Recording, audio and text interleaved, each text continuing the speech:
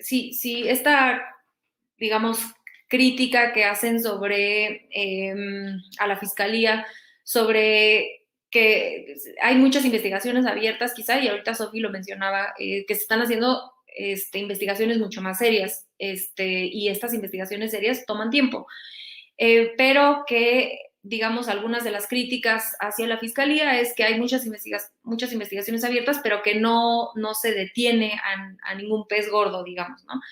Entonces, ¿qué quisieran agregar algo al respecto, explicar algo al respecto? ¿Qué les gustaría ver?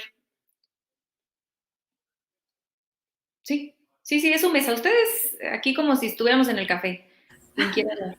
Es que luego siento que atropello a alguien, pero creo que es muy interesante porque, o sea, como tú bien decías, hay muchas investigaciones y se dice que no se están atrapando a los peces gordos, ¿no? Pero creo que también hay algo que hay, pues, muy subsecuente al respecto, que es los peces gordos, obviamente, es decir, las cabecillas tienen más o tenían más elementos para protegerse, ¿no?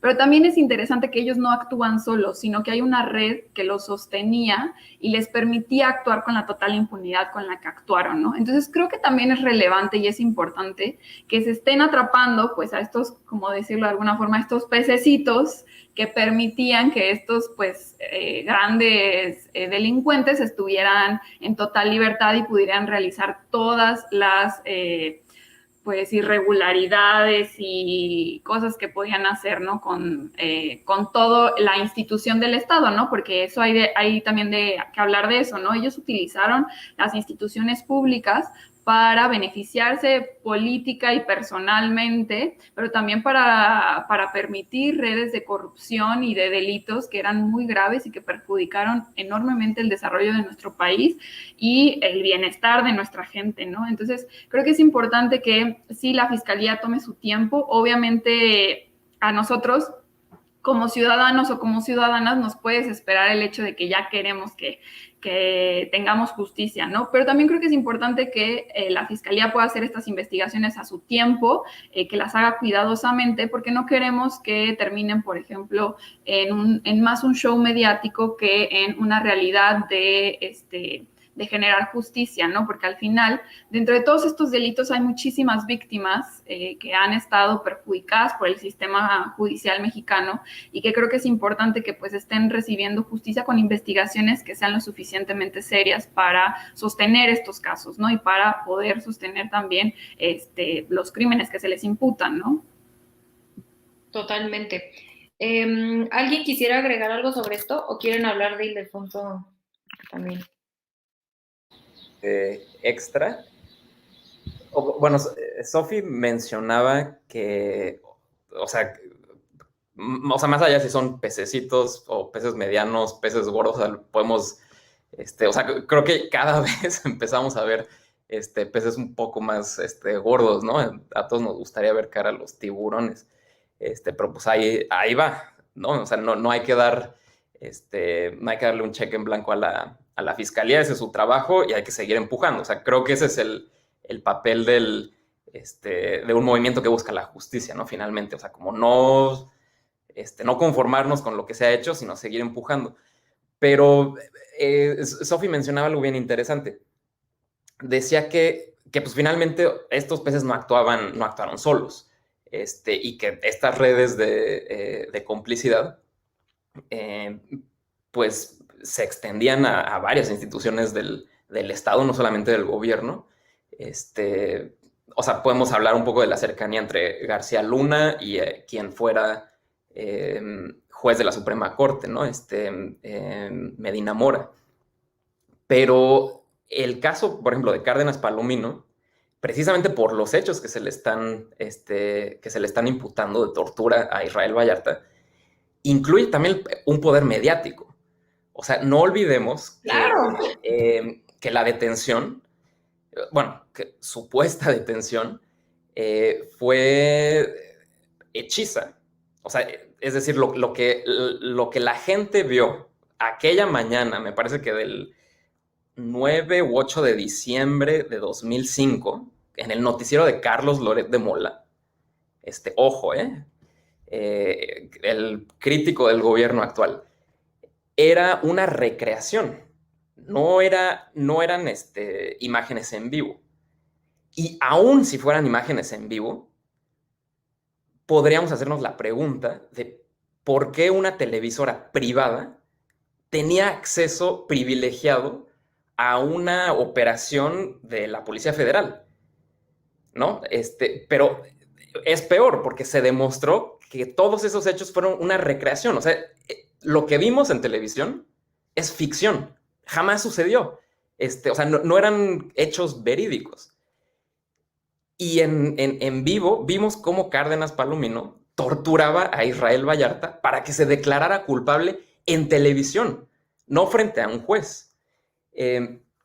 Entonces, acá podemos ver justo algo que el presidente López Obrador ha venido diciendo desde hace años, de cómo operaba la mafia del poder. O sea, es decir, no era solamente la gente que estaba en el gobierno que quizás cometía actos de corrupción o de cualquier otra naturaleza, sino a todo un poder mediático que solapaba y de alguna manera alimentaba todas esas redes de corrupción y de impunidad, ¿no?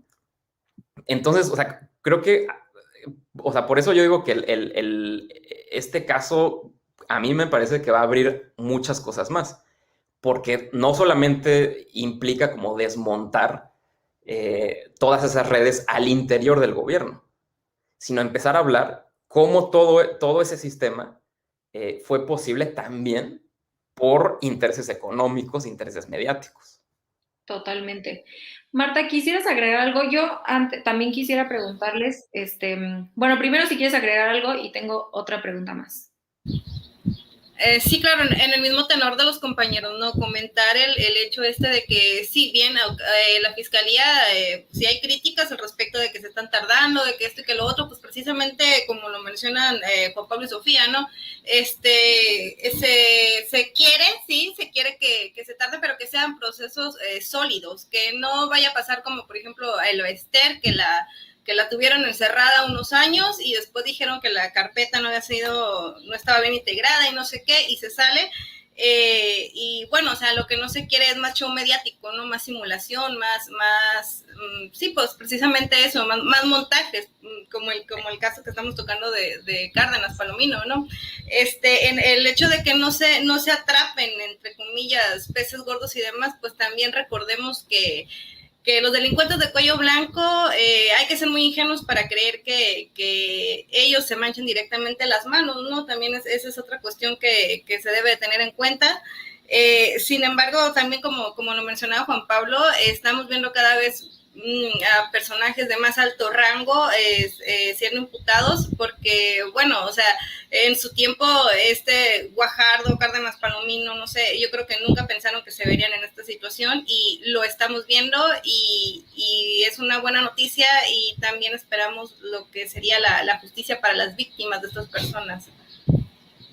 Totalmente. Y lo que menciona, creo que al final de cuentas, ahorita lo que menciona Marta sobre la justicia a las víctimas es el centro de todo esto que está sucediendo, ¿no? Al final de cuentas, llevamos décadas de saqueo, de tortura, de matanzas, sin que nadie pague las consecuencias de esto. Y sí. O sea, por ejemplo, un dato.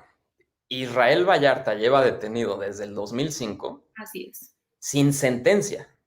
Es decir, es una persona más de decenas de miles en México que están en la cárcel sin una sentencia. Es decir, hay muchísimas personas en la cárcel. Quizás Israel Vallarta se convirtió en un caso paradigmático precisamente por su vinculación sentimental con Florence Cassés, que era ciudadana francesa.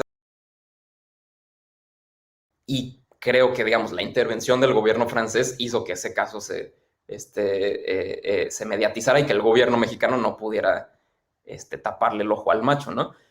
Pero o sea, las cárceles en México están llenas de personas sin sentencia. O sea, eso no puede ser en un país que busca la justicia. O sea, es imperdonable, realmente. Totalmente, porque están las víctimas que están afuera, la gente que ha perdido a sus familiares, a sus seres queridos, pero además, como dicen los tres, ¿no? Hay víctimas dentro de la cárcel sin sentencia, muchos de ellos inocentes, ¿no? Entonces, y yo aquí quizá quisiera ligar dos cosas. Una,